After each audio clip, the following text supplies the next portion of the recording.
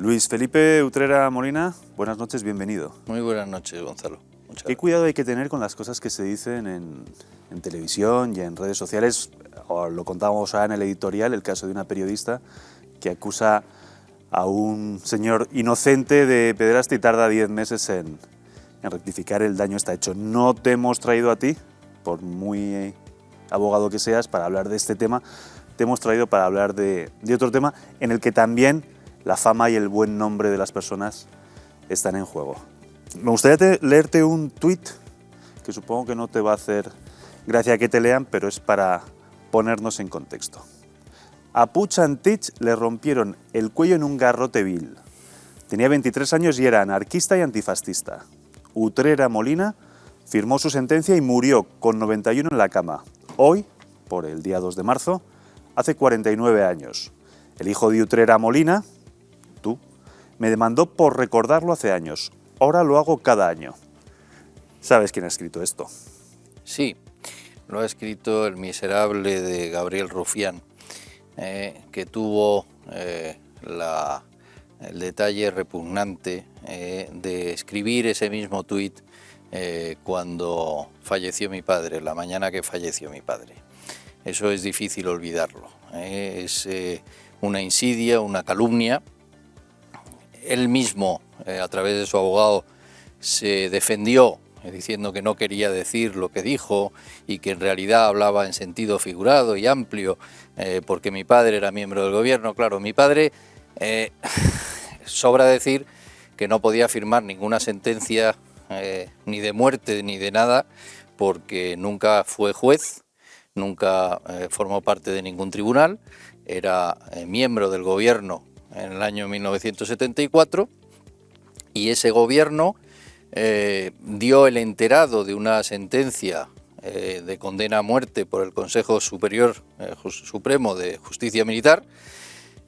Y lo que hay que decir además es que, curiosamente, como la prerrogativa de indulto estaba conferida por la Ley Orgánica del Estado al jefe del Estado y no al gobierno, el gobierno no podía hacer otra cosa que dar el enterado de las sentencias que dictaba el Tribunal Supremo o el Tribunal Superior de Justicia Militar. En este caso, Puig Antich, Rufián no refiere su condición de terrorista, un terrorista que asesinó a un policía de 24 años que se llamaba Francisco Anguas Barragán, al que mató de 4 tiros en la espalda. Y ese es el pequeño detalle, pero claro, esto es mentira tras mentira. La sentencia dejó clara que mi padre no podía haber participado en ningún tribunal porque no era juez, no era magistrado y por lo tanto evidentemente no se ajustaba a la verdad lo que decía. Lo que pasa es que entendió que las expresiones utilizadas por Gabriel Rufián no eran objetivamente injuriosas, lo cual pues llama mucho la atención cuando esas palabras se escriben el mismo día en el que fallece una persona.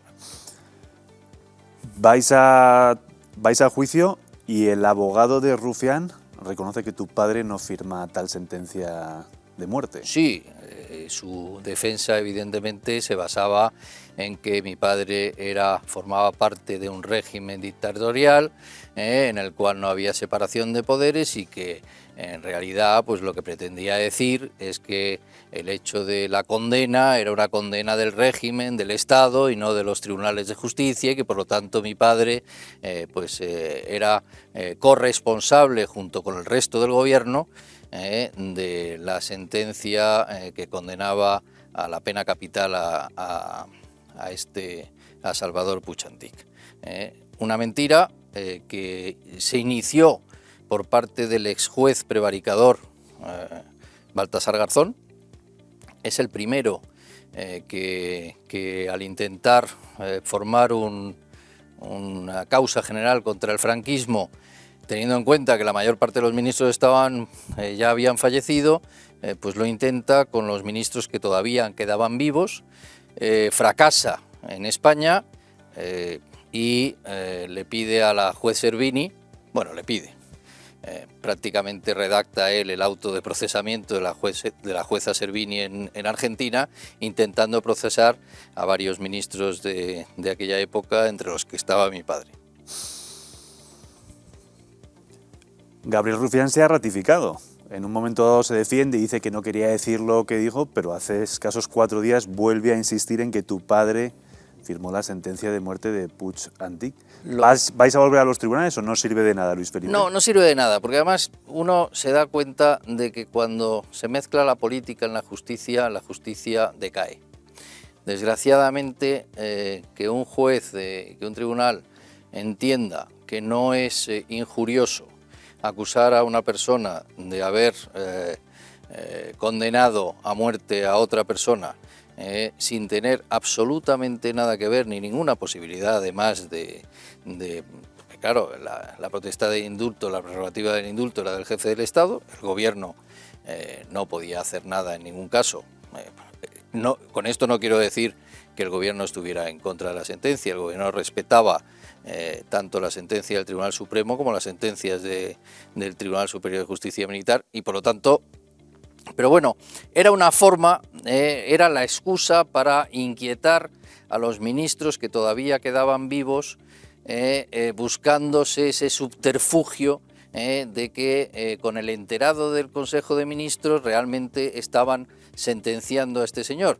Y lo cual es absolutamente falso porque el enterado del Consejo de Ministros era un acto reglado, es decir, para los legos en derecho era un acto obligado. El Consejo de Ministros no podía sino dar el enterado de todas las sentencias a la pena capital previo informe del Ministerio de Justicia. Mi padre en aquel momento era ministro secretario general del movimiento, competencias en justicia no tenía ninguna. Rufián publica el tuit, tú le respondes aportando documentación de una sentencia, pero parece que da igual, porque si lees los comentarios al tuit de Rufián, hay quien se cree que tu padre firmó la sentencia, cosa que no hizo. Con esto voy a que a veces, Luis Felipe, el relato prevalece sobre la verdad. Da igual que tú aportes documentación, da igual que demuestres que es mentira lo que dicen, el relato ya está hecho y parece ser que Rufián lo va a recordar cada año. Sí, lo hará, pero es la sustitución de la verdad por el relato. Ellos han decidido que tienen que lo único que les vale es la mentira y yo no estoy dispuesto a dejar de defender la verdad y defender la memoria de mi padre. Es decir, si ellos se creen que nos vamos a callar, pues están muy equivocados. Por cierto, no fui yo quien demandó, no fui yo solo quien demandó a Rufián, sino que fui yo en unión de mis 7 hermanos. Es decir, fuimos los 8 hermanos los que demandamos a este señor que es tan valiente, que se atreve con los muertos pero no se atreve con los vivos. Y por lo tanto es muy fácil escudarse en el tuit, pero muy difícilmente me lo podría decir a la cara. Luis Felipe Utrera Molina, antes de despedirte, aprovecho que te tengo aquí para hacer promoción de un programa que vamos a emitir este domingo en 7NN, que te tiene a ti como protagonista o como testigo principal de unos hechos que sucedieron no hace mucho, que fue la exhumación / profanación de Francisco Franco, donde fuiste tú testigo principalísimo y nos vas a contar cosas que hasta donde yo sé no se han contado públicamente hasta ahora. Bueno, han pasado prácticamente casi 4 años desde aquella fecha. Yo creo que ha pasado tiempo suficiente como para contar las cosas con mayor sosiego, con mayor perspectiva y sin tanta emoción como la de aquel momento, ¿no? Yo creo que los españoles también tienen derecho a conocer determinados detalles de aquella triste jornada que me tocó vivir muy a mi pesar, porque yo era el abogado de la familia y me tocó llevar su defensa. Para mí fue un honor, pero también fue un mal rato muy considerable. Salvando las distancias entre el episodio que comentábamos hoy del tuit de Rufián y la exhumación de Franco, sí que parece que hay una nota común, que es el desprecio por los muertos. Sí, sale gratis, es decir, realmente la mayor parte de los españoles no conocen a Franco, sino que conocen la caricatura que se ha montado sobre Franco, conocen el relato. En el caso de mi padre, pues no tenía la relevancia de Francisco Franco, pero tuvo la fortuna de vivir hasta los 91 años, él nunca se cayó, permaneció fiel a sus principios y se negó a alistarse en el batallón de los mudos.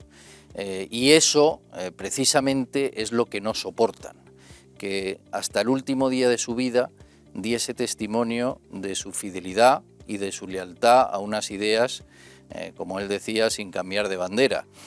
Esto es algo que nunca le han perdonado y nunca le perdonarán. Por lo tanto, como representaba la lealtad a algo que para ellos representa el mal absoluto, pues lo han tomado como uno de los objetivos a batir en el relato falsario de toda la historia reciente de España, que van contando pues con un altavoz mediático detrás verdaderamente considerable. Por eso yo te tengo que agradecer a ti y tengo que agradecer a esta casa que me hayáis dado voz para defender la memoria de mi padre. Luis Felipe Utrera Molina, muchas gracias. Te vemos el domingo, nos vemos el domingo en 7NN. Muchas gracias. Muchas gracias, Gonzalo.